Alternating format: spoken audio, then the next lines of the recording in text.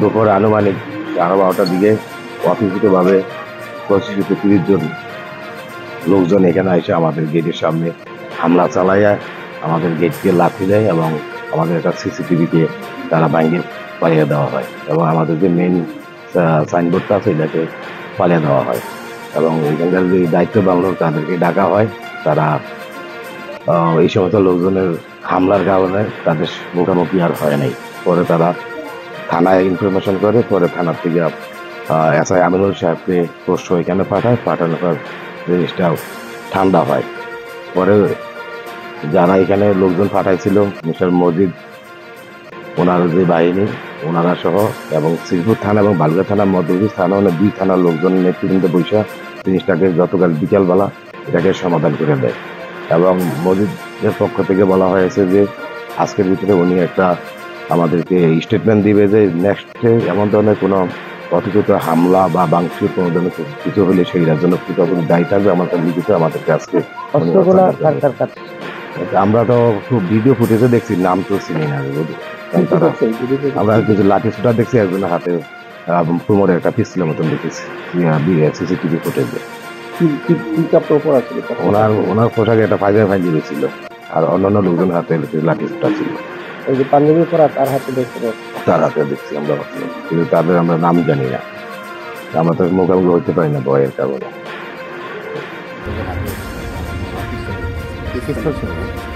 মানে ওরা কি আপনাদেরকে সরাসরি এসে ভয়ভীতি দেখে না?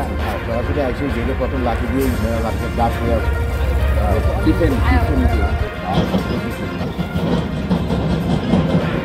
আমাদের এখানে একটা বছর 2টা থানার লাভ বিদেশি বাড়িটা থানা জানি।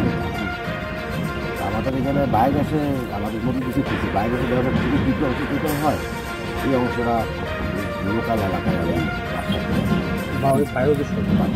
বায়োগ্যাসের আমরা লিটার মুরগি বায়োগ্যাসের অতিরিক্ত দিতে হয়। এটাকে এলাকার শ্রীপুর থানার নেতৃত্ব হচ্ছে আমরা সাইকেলে আর বাংলা থানা বেশি আমরা শ্রীপুরে বেশি 60% শ্রীপুরে আর 40% এটা যেন একটা 1-2 মাথা দিয়েছিল। আমাদের শ্রীপুরের এখানে 40% কিছু সমস্যা হয় না, 40% মধ্যে সমস্যা হচ্ছে। এখানে 2 জায়গায় সৌরভ ভাই একজন মজিদ ভাই। এরপর মজিদ ভাই সৌরভ ভাইয়ের সাইন দিচ্ছে, এখানে আমাদের সাইন দিচ্ছে মজিদ ভাই আর সাইন দেয় এটা নিয়ে হাঙ্গামা। গতকাল দিতে পারে তারা সিসিটিভি বাংলা পরে দিয়ে আমি যখন থানায় ফোন দিয়েছিলাম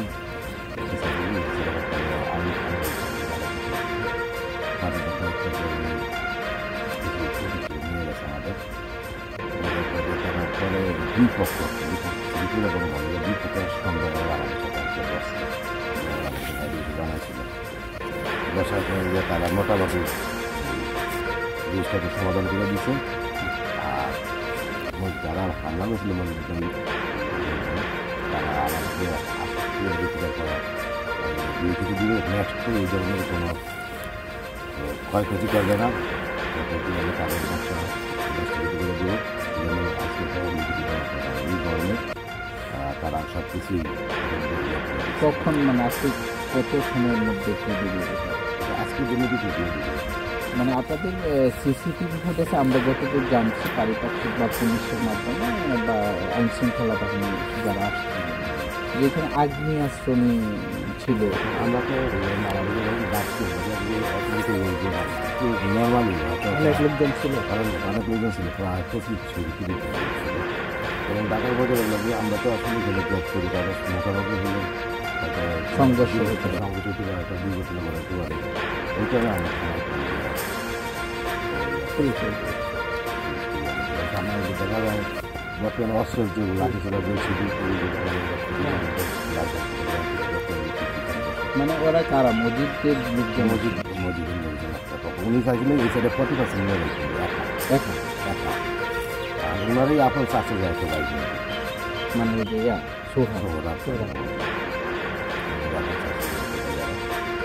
নিয়ে গেছে আমরা লাগাইছি।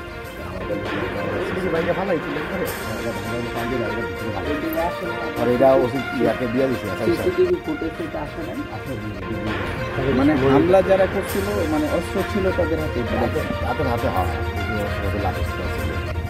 আগ্নেয়াস্ত্র ছিল একটা পাঞ্জাবি পরে না পাঞ্জাবি করে হাতে পিস্তল ছিল না? মানে ওরা কি আপনাদেরকে সরাসরি এসে ভয় দিতে দেখে না সরাসরি আসে জেলে প্রথম লাঠি দিয়ে লাঠি দাঁত হয়ে টিফেন পরে যে সিকিউরিটি গ্যাসের দেওয়ার পরে সিকিউরিটি আমি অবস্থা পরে মানে আপনারা ভয়ে আতঙ্কিত হয়ে গেট খুলেন না আমি